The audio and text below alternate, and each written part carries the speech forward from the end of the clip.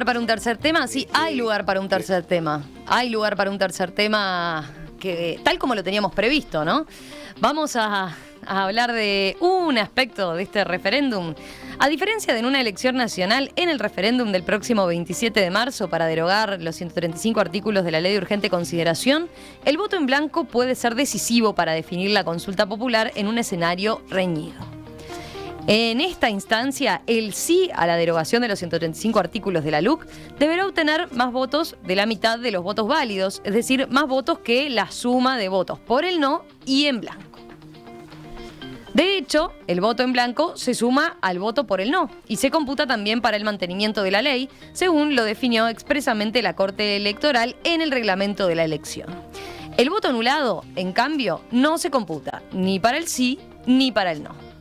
En esta campaña para el referéndum del 27 de marzo, por otro lado, ya se lanzó un grupo que llama a votar en blanco. Se trata de un movimiento impulsado por los escritores Mercedes Vigil y Eduardo Aveña, que convoca al voto en blanco para respaldar la LUC y al mismo tiempo darle un tirón de orejas, según han dicho, al gobierno para que profundice en algunas reformas como la desmonopolización del mercado de combustibles.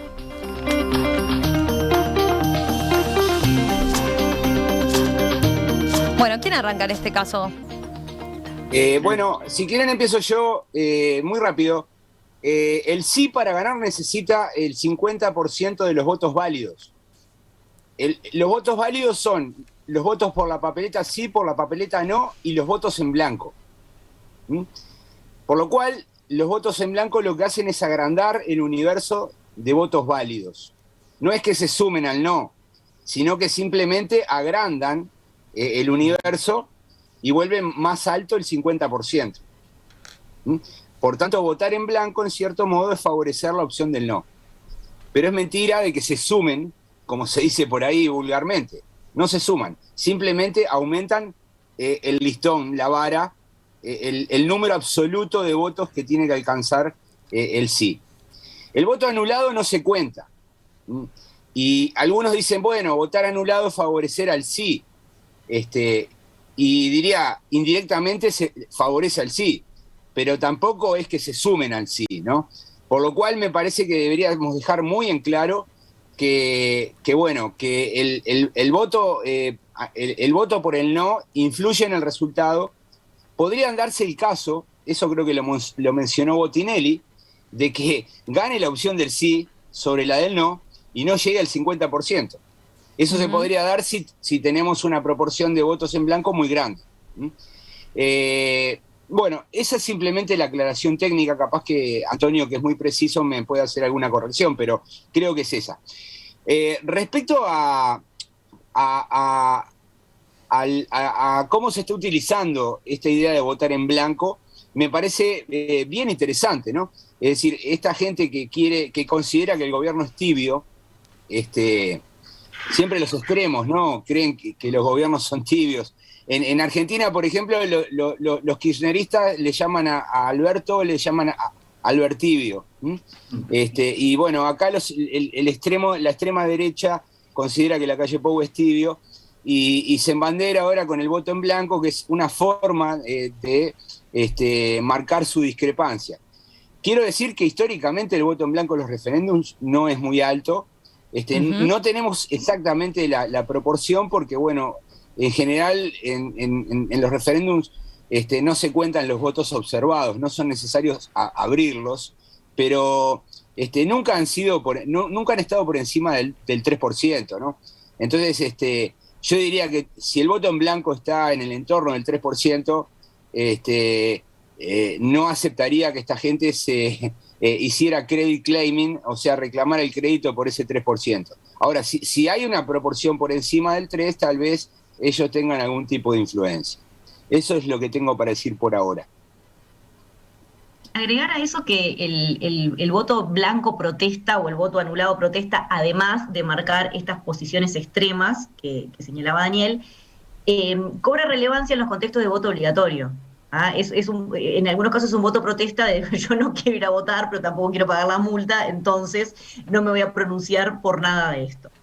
Así que en realidad no tenemos cómo atribuirle sentido al voto. salvo en los casos de esos votos que obtienen objetos extraños y una larga carta de razones por las cuales la persona introduce ese tipo de voto, que puede ser blanco o puede ser anulado, dependiendo si tenga o no la papeleta. Para reiterar, para un voto que no tiene papeleta del sí o no, es un voto en blanco. ¿Ah? Y un voto que tiene una Así papeleta tenga un del objeto sí, extraño, ¿no? El sobre con un objeto extraño es un voto en blanco. En blanco. siempre que no haya una papeleta. Siempre que no haya una papeleta es un voto en blanco. Bien. Exacto. Con papeleta o sin papeleta, esa es la definición de voto. Pero entonces, es muy difícil que podamos atribuir significado al voto en blanco o al voto en nulo, más allá de que no se decantaba por ninguna de las dos opciones obvias, que en este caso son el sí y el no.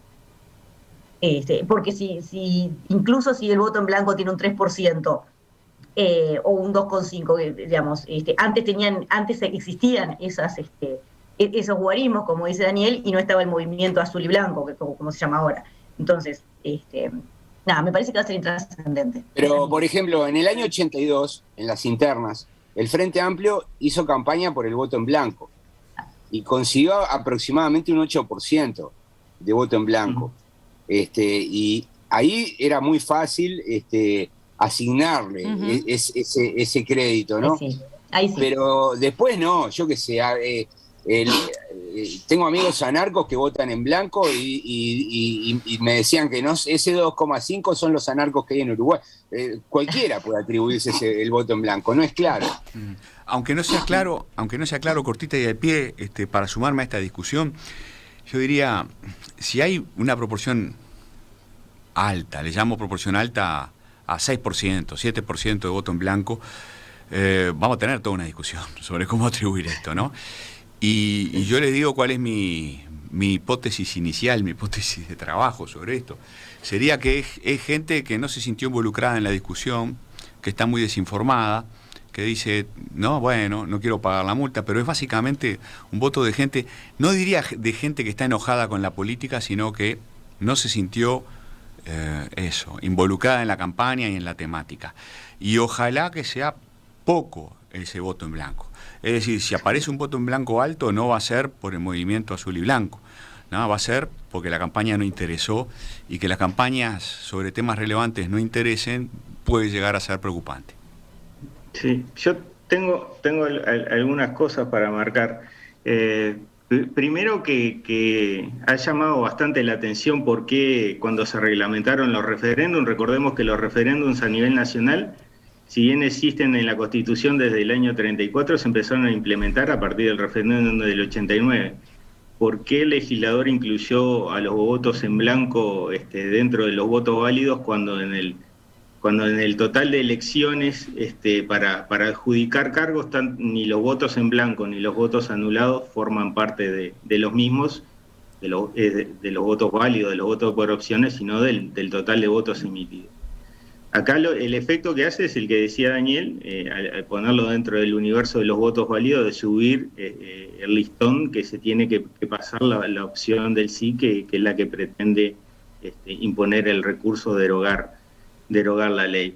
Tiene que quedar muy claro, hay que enfatizar mucho en qué, como lo estaban haciendo ustedes, en qué consiste anular y en qué consiste votar en blanco, porque hay mucha gente que te asegura que siempre ha votado en blanco y dice, no, yo pongo la rodaja de mortadela o el sobre de nylon vacío y no mete ninguna hoja de votación, entonces lo que está haciendo es un voto en blanco con objeto extraño, que es una de las dos modalidades. La otra sería que el sobre estuviera enteramente vacío.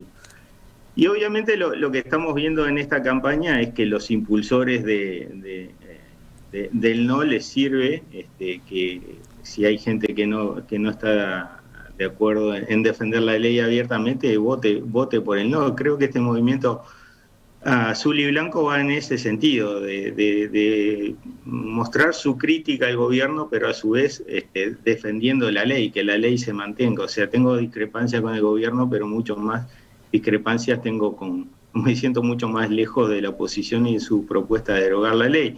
Mientras que los impulsores sí dicen, bueno, si usted no está seguro si votar a favor de la ley o a favor de derogarla, la opción correcta sería votar anulado, con lo cual ese voto obviamente va a bajar el universo que necesita la derogación para llegar a ese 50%. Algunos datitos de 3 instancias de referéndum que tuvimos. En el 89 hubo un 1,4 de voto en blanco y un 1,3 de voto anulado. En el 92 hubo un 1,1 de voto en blanco y un 1,9 de voto anulado, y en el 2003 hubo un 2,2 de voto en blanco y un 4,3 de voto anulado. O sea, salvo en la primera instancia, el voto anulado en este tipo de instancias ha superado a los votos en blanco. Pero si tenemos en cuenta que puede haber una opción muy cerrada, puede darse ese escenario que recordaba Daniel, que el no sea superado por el sí, y sin embargo el sí no alcance la derogación, porque si tenemos una diferencia de más de 2 puntos, un porcentaje de más de 2 puntos de voto en blanco, eso puede ser el fil de la balanza. Recordemos que en el balotaje de 2019... la diferencia entre Lacalle Pou y Daniel Martínez fue de poco más de 35.000 votos. Entonces, un 2,2 de los votos supera ampliamente esta cifra, y puede ser la que defina cómo se define el referéndum.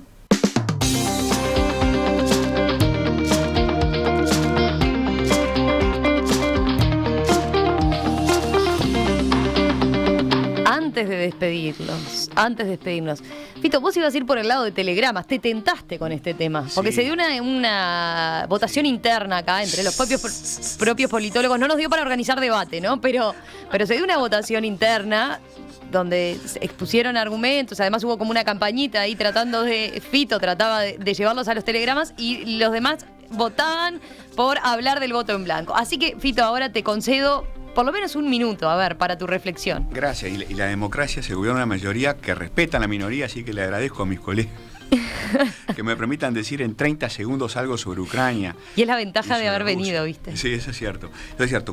Dos cosas cortitas de pie. Primero, para entender la resistencia del pueblo ucraniano, recomiendo una película de Netflix que se llama Winter on Fire, que es sobre el 2014. Pero muy interesante, ¿no? Sobre casi 3 meses de protestas que terminaron con la huida del presidente de la época. Muy interesante. Lo otro que quería decir es, ahora ya no, para no hablar de Ucrania, para hablar de Rusia y más en general de la relación entre democracia y paz.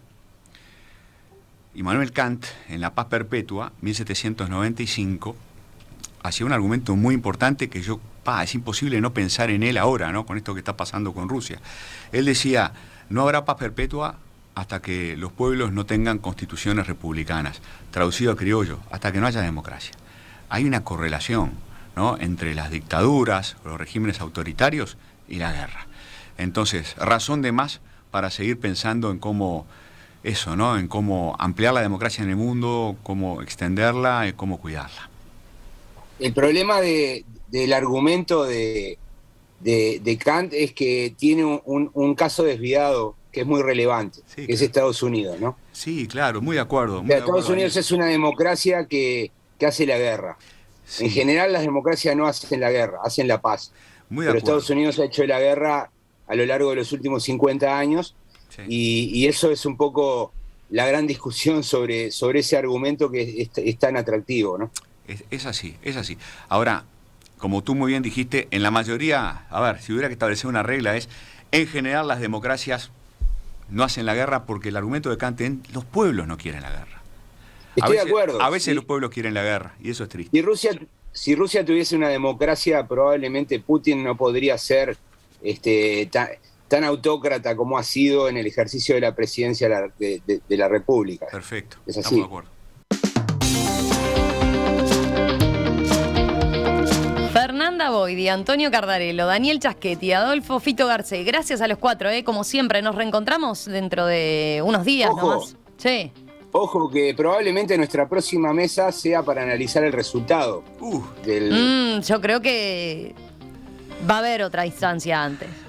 Nos quedan unos días para conversar. Después lo hablamos. Armemos otra mesa antes. Yo digo que sí, sin duda. En la semana previa, ¿no? Ahí está. Vale la pena. Un abrazo, gente.